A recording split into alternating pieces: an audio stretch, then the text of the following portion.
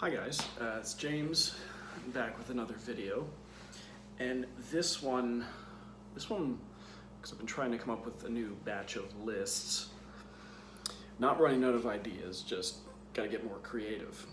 And this one was a bit of a struggle to put together, but I found enough that made up for a top 10. And this one is the top 10 murder mysteries. Now I had to stretch it a little bit. There's some that murder's already taken place and the mystery unfolds in the film, and some of them that are essentially a mystery and then at some point in the film a murder takes place and it has to be investigated. So kind of merged those two. I didn't want to just do another top 10 mysteries part 2, at least not yet. I had the thought of doing a top 10 murder mysteries for a while. I just hadn't looked into which ones, because looking it up, it's hard to find a list of movies just under the category of murder mysteries. It's more just a catch-all in mystery. But some on the previous mystery list may have fallen into this category, but I hadn't thought of this list yet. So anyway, we will start with number 10. Number 10 is a French film from 2000 called The Crimson Rivers. And this is a film written and directed by Matthew Kassovitz, who did, I believe the only other film I've seen of his is Babylon AD, the one with Vin Diesel, where he famously struggled with the studio at the time that was producing it, Fox, which numerous directors have had trouble with them interfering with the project, and he didn't get the exact movie he wanted, and they was always second guessed and blah blah blah and all that stuff. Anyway, this is a film he did before that, and it stars Vincent Cassel and Jean Reno from The Professional, and I think those are the only two recognizable actors that I'm aware of. Nadia Fares, I had seen her in something else, but yeah, and it's essentially is two cops investigating a brutal murder that takes place near an isolated university that is located up in the French Alps. And I don't know if it's really a serial killer or just a series of brutal murders that they're investigating, but without getting into too much detail about the killers and who the killers might be and whatnot, there is a motive that's uncovered that dates back to the Nazis, with people messing with genetics, where they're trying to breed perfect bloodlines. Well, there's doctors at this university that are carrying it out to this day and switching kids with the local village, and apparently someone takes issue with this, and that's sort of the motive behind the killings. But I'm not spoiling by saying who the killer is. I mean, I'm not going to spoil it by saying who the killer is. Anyway, so that's The Crimson Rivers. Number 9, we have a direct-to-video film from 2005 called Chasing Ghosts. And this one I'd seen because the preview looked interesting, and it was another one that was a direct-to-video that I thought it was a well-told story and well-acted, but I was more impressed by the cast that were in a movie. Just like Phoenix, I was intrigued by a direct-to-video with such a good cast, because this one stars Michael Madsen, and you've got Corey Large, who's in a few other direct-to-video movies, Shannon Sossamon, Meatloaf, Gary Busey, Lachlan Monroe, Michael Rooker, Danny Trejo, James Duvall, Jeffrey Dean Morgan, and Mark Rolston. So it's got a pretty impressive cast for a movie that didn't get much exposure. And it's sort of a cop played by Michael Madsen who used to be deep in with the mob, working with the mob, or influenced by the mob while he's still being a cop, and he's kind of turned over a new leaf, and he's a good guy now, but he still kind of owes a debt to the mob. And son of a mobster, played by James Duvall, gets murdered by a serial killer who's causing havoc around town, and Michael Madsen is trying to track him down, as cops would do. And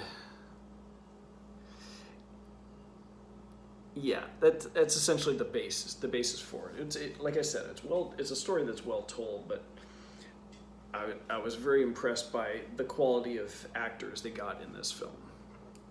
Chasing Ghosts. Number 8, we have a film from 2015 called Dark Places. And this was, well, it did get released, but it was more direct-to-video locally, I suppose. And it's based on a book by Gillian Flynn, who famously wrote the book that was the basis for the film Gone Girl, the David Fincher film, which got much more exposure than this one. But it's a much better film than this one. This is still a good film. But this is sort of a story where a brother and sister, when they were younger, their mother and their sister get murdered, and all evidence leads to the older brother Ben, and so he goes to prison. He's on death row for years and years and years, and there's flashbacks that take place that sort of tell the story of them growing up and the tragedy that happens, and then the present day where the adult version of the younger sister is played by Charlize Theron, and the older brother Ben is played by of course they're not going to put his name. I know his name. It's Corey Stoll from House of Cards. And there's this true crime club sort of thing where they investigate true crime. They investigate horrible crimes that have happened and try and determine for themselves whether the killer was innocent or not. And they believe that her brother Ben is innocent. She believes he's guilty. He admitted to it. He went to prison, and she believes he's guilty. And the leader of the group is played by Nicholas Hoult. So he's contacted her and trying to get information from her about the case. And when they're kids, their mom is played by Christina Hendricks. And let me see, you've also got Chloe Grace Moretz playing Deandra Wurtzner in the flashbacks. You've got Drea Di Matteo in the present day, Glenn Morshower, and Andrea Roth. Andrea Roth plays the older version of Chloe Grace Moretz. And it was an interesting one because, well, she believes her brother's guilty. Everyone believes he's guilty. He's not saying anything. And then you got this outside group of kids who believe he's innocent. So it's sort of, will the truth come out? Or is it true that he's guilty? So it was interesting the way this one unfolded. Dark Places. Number 7, we have a film from 2009 called Don McKay. And this is sort of a guy who's been away from home for several years, coming back, away living another life for a few years, coming back home to sort of reconnect with people from his past. And it stars Thomas Hayden Church and Elizabeth Shue. You've also got Pruitt Taylor Vince, James Reborn, Melissa Leo, M. Emmett Walsh, Keith David. And sort of Don McKay is a janitor at a high school, and he gets a letter from I won't say childhood sweetheart named Sunny, and begging him to come back to see her because she's dying of an unknown disease. And he comes back, and Sunny is played by Elizabeth Shue. And can't say too much about this one. Can't get too far into it because spoiling the surprise and spoiling the story, I suppose. But he's reconnecting with the childhood sweetheart, but she's not exactly the woman he remembers. She believes she is. He kind of questions her because it's been several years, but there are a few deaths that happen in the film, and it's a mystery on like who's responsible or why they did it. But it's sort of like he's coming back, and this is supposed to be the girl he was in love with when he was younger, but there's something off about her and about the people she's surrounded herself with. So it's kind of, so like, is this where I'm from? Is this the town that I grew up in? Are these the people I knew? There's something strange going on, and that's what you find out when you watch the movie. So that's Don McKay. Thomas Hayden Church and Elizabeth Shue did a great job in this movie. Okay, number 6, we have a film from 2010, filmed in the UK, called Psychosis. And I believe the only recognizable actor that I picked out in this one that I recognized was Charisma Carpenter. All the rest, I believe, are UK actors. And this is sort of, it shows a scene where a bunch of campers, 15 years ago, a bunch of campers get murdered by a serial killer, and he appears to die at the edge of the water because injuries he sustained when he was killing them all. And then it jumps ahead, and you got Charisma Carpenter and her husband, her husband David, and she's a famous author, but she has a past. She has past mental issues with like hallucinating and seeing things that weren't really there, and she's working on a new book, and so he's supposed to help her. He purchases a large estate, sort of like a mansion, to help her, that they can move into, that help her with her writing. And he's away a lot, and her mental issues start to reemerge.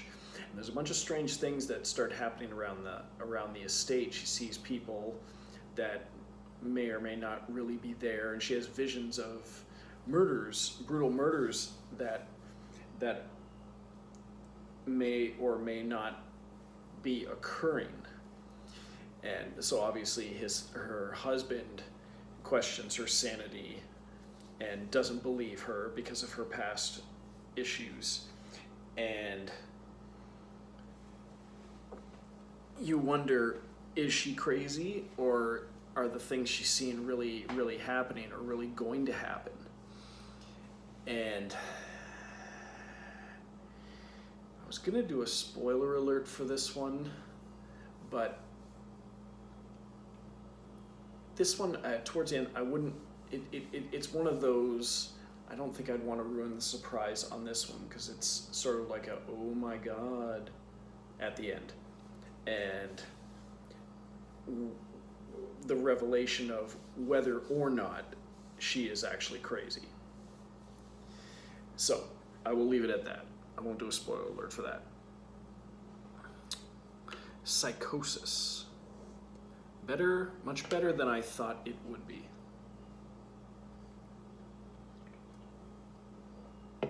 Because admittedly, I think I just picked it up because it had Charisma Carpenter in it, and the cover of the DVD seemed interesting. Which, well, the cover of the DVD of my DVD isn't the same as the picture I just put up, but the synopsis also sounded interesting. All right, so moving on to number 5. Number 5 is a film from 2004 called November, and this was the second and thus far last film directed by Greg Harrison. His previous and first film, he only did the 2 films, was Groove, which was way back on one of my top 10 lists, which I think was just top 10 movies you've likely never heard of. Excuse me, about all the group of friends going to this big rave, Well, this was a film where you got stars Courtney Cox and James LaGrosse, Michael Ealy, Nora Dunn, Ann Archer, Nick Offerman. Excuse me, but you got Courtney Cox is married to James LaGrosse, and they're out walking, and she decides she needs something sweet. So they're going to a convenience store. She sends him ahead, and a guy comes in there to rob it, and her husband is tragically shot. And she falls into a deep depression, but continues working. She teaches a photography class at the college, and she puts on this slideshow, and one of the slides in there is a photograph of the night her husband was murdered by the robber, and it's a photo of outside the convenience store. And so it's like, well, how the hell did that get in there? And the police investigate and find out that the photo was purchased by her credit card. So like, well, how the hell is that possible? But they also present two other versions of the events in the film. So essentially, there's three different versions of this story going on, and you're not sure which presents the true events, what actually happened, and that's the mystery. That's the mystery in this one, like who murdered her husband. It's kind of like what really happened, or what's real and what's not. But I'd say the guy for only having done 2 films is 2 for 2. So if he ever does another one, I'm there. Time will tell. Okay, so that was November.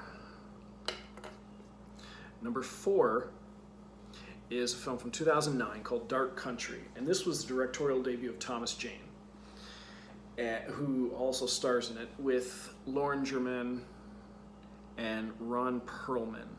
I believe those are the only... There's not many actors in the film to begin with.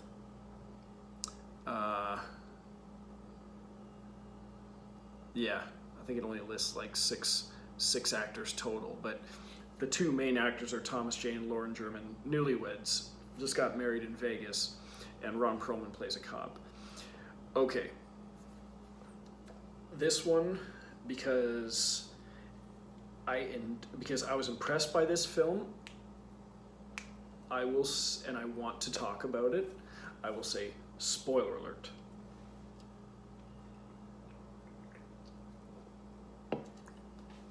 Okay, quick rundown. They're newlyweds, Dick and Gina, head out on a cross-country trip after just being married. And while they're driving down a dark highway, they turn off the lights so they can look at the stars while they're driving, and other stuff is going on. But they end up turning the lights back on and swerving, but they actually like sort of clip a guy who was standing in the middle of the road. And they end up stopping to check the situation out. And the guy is like bloody and his face is all mashed up, but he's still alive. So they load him into the car, and they want to drive, and they continue driving on to try and get him some help.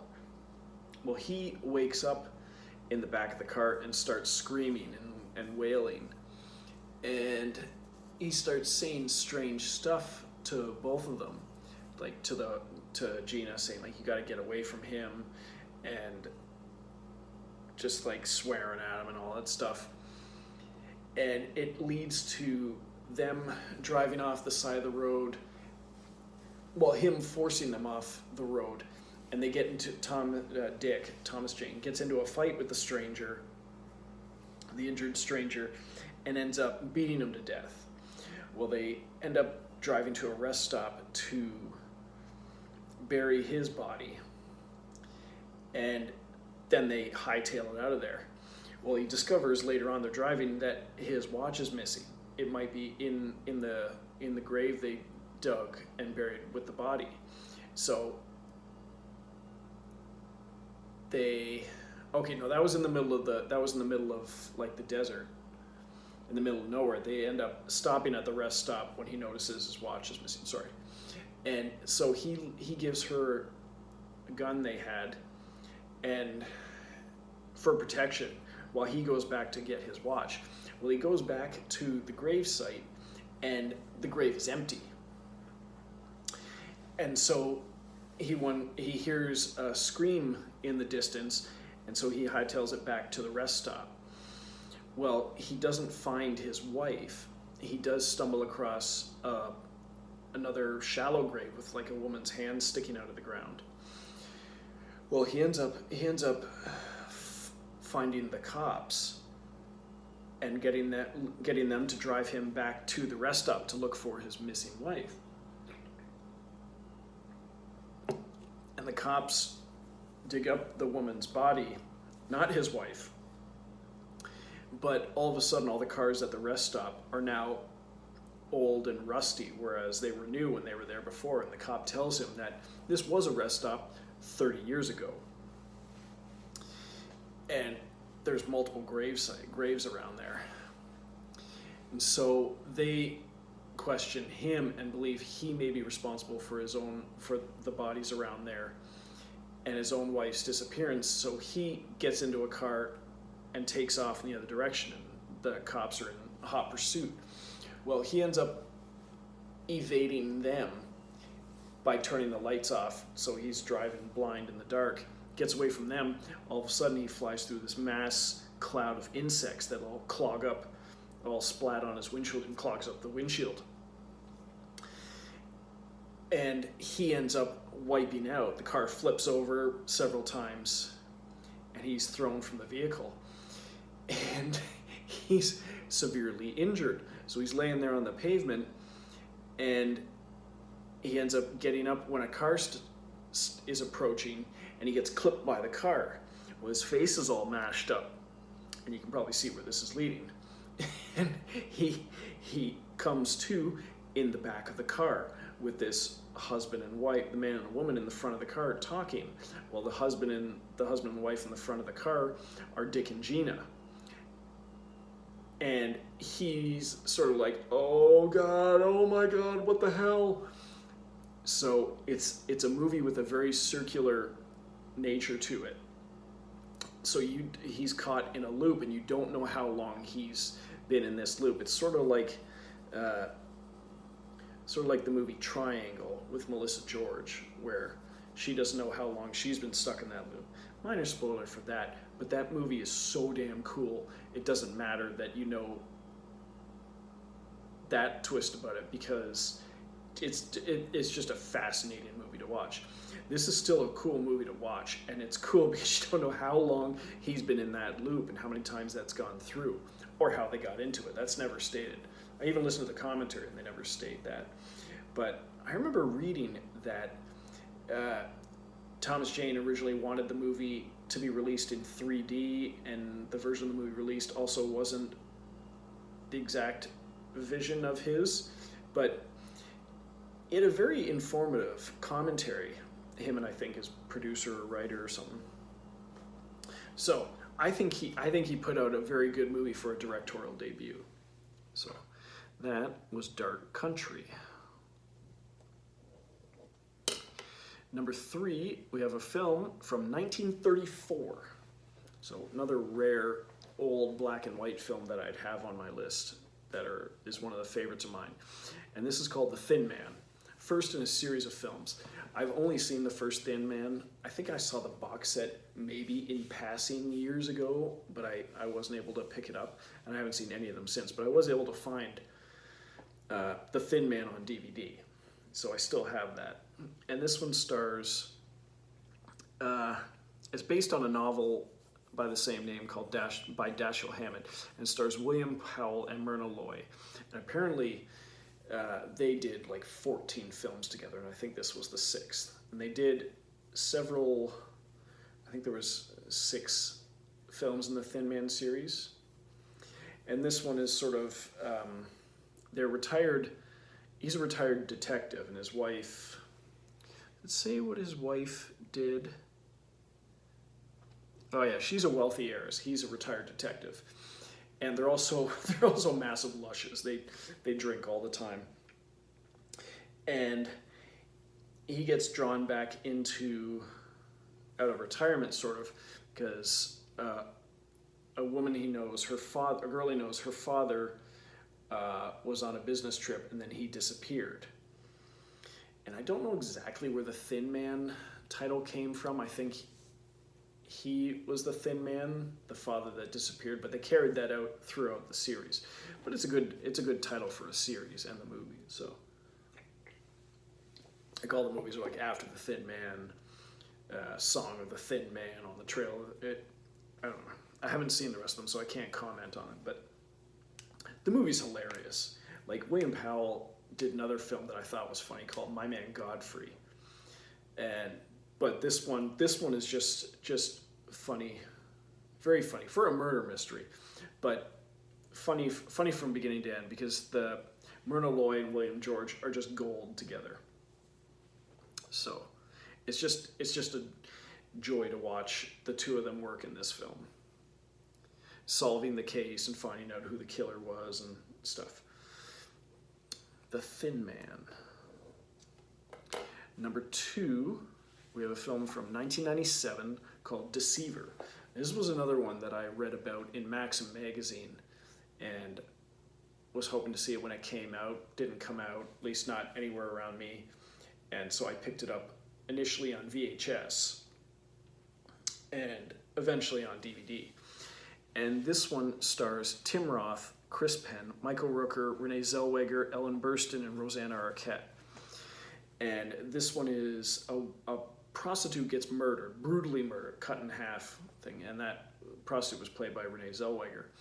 And the main suspect is Tim Roth, a wealthy guy who is a notorious liar, alcoholic, and also suffers from, I think they say, temporal lobe epilepsy.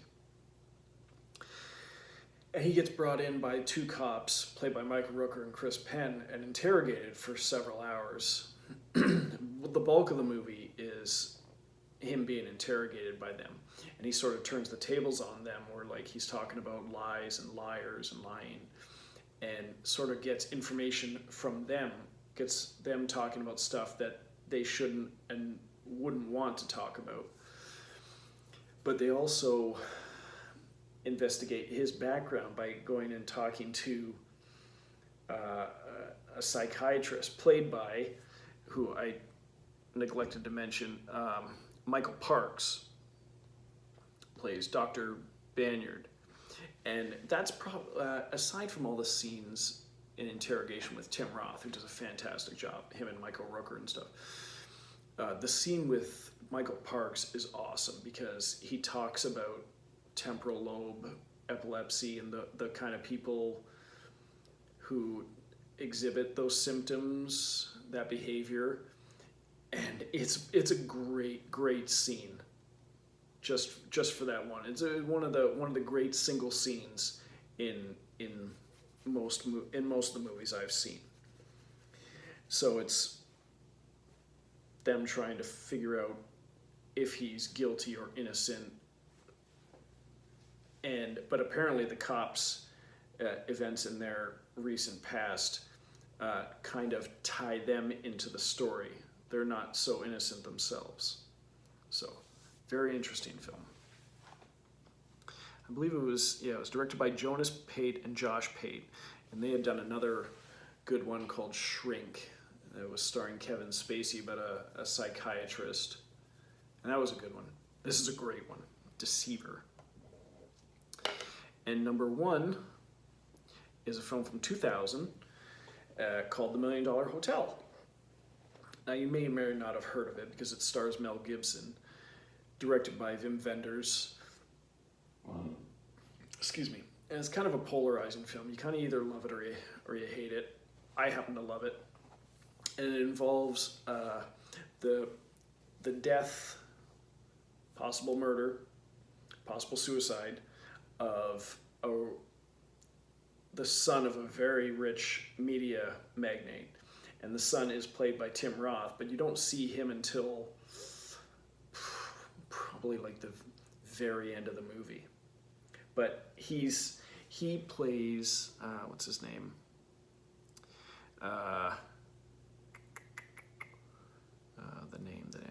Izzy Goldkiss. And the FBI agent that shows up to investigate, because the rich man's father, played by Harris Yulin, hires him, contacts him, gets him to investigate the mysterious death. And he goes to, it's called the $1 Million Hotel. And it's sort of a hotel in downtown LA for wayward people, not so much bums, but not homeless, but it's almost like a halfway house for people with mental issues and stuff. And because it's a whole cast of characters. You have Jeremy Davies is one of the main stars of the film. He plays Tom Tom, and he was Izzy's best friend. And you've got Mila Jovovich playing Eloise, who was Izzy's girlfriend at the time, who Tom Tom has always been in love with. Mel Gibson plays Detective Skinner. You have Jimmy Smits playing Geronimo, Peter Stormare playing Dixie, who believes he was one of the members of the Beatles. Amanda Plummer is Vivian. Gloria Stewart from Titanic plays Jessica. Donna Logue is Mel Gibson's partner. He plays Detective Charlie Best. Bud Cort is in there as Shorty. Julian Sands is an art dealer. Harris Yulin plays Izzy's father, Stanley Goldkiss, who gets Mel Gibson involved in the investigation. And Tito Lariva from Tito and the Tarantulas, who does music for some of Robert Rodriguez films. He acts in this film, and he plays Jesus. And the movie was actually co-written by Bono from U2, and he has a tiny cameo as just camera going down, panning down the stairway, and he's standing there talking to someone. But you can tell because it's Bono with the black, dark hair and the sunglasses. And he had sort of written it as, because he'd stayed in so many hotels, like while touring and stuff, just came up with this story, and I thought it was a fantastic story. But it's also, you got to be a fan of voiceover and narration, and I am. And so all the narration voiceover is done by Jeremy Davies as Tom Tom. And it's got a soundtrack that is largely done by Bono and U2 with a few other artists in there. Daniel Lanois, I think. And Tito and the Tarantulas do a song on the soundtrack. And it's sort of him investigating, like in interviewing all these kind of crazy people, trying to suss out what happened to Izzy. And he can't get a straight story out of anyone because they're all kind of crazy. And someone knows something, but anything they say is kind of taken with a huge grain of salt because they're not exactly all there. Or are they? And so it seems like Izzy was like the son of a very rich man, but he was living like, and he's Jimmy Smits' character says it like he has all this money and he's really smart and stuff like that, but he lives like a bum. And fascinating movie, but very offbeat. All right, so that was $1 Million Hotel. All right, I'm glad this list came together well, and I hope you enjoyed it. Like and subscribe, and I'll see you on the next one. Toodles.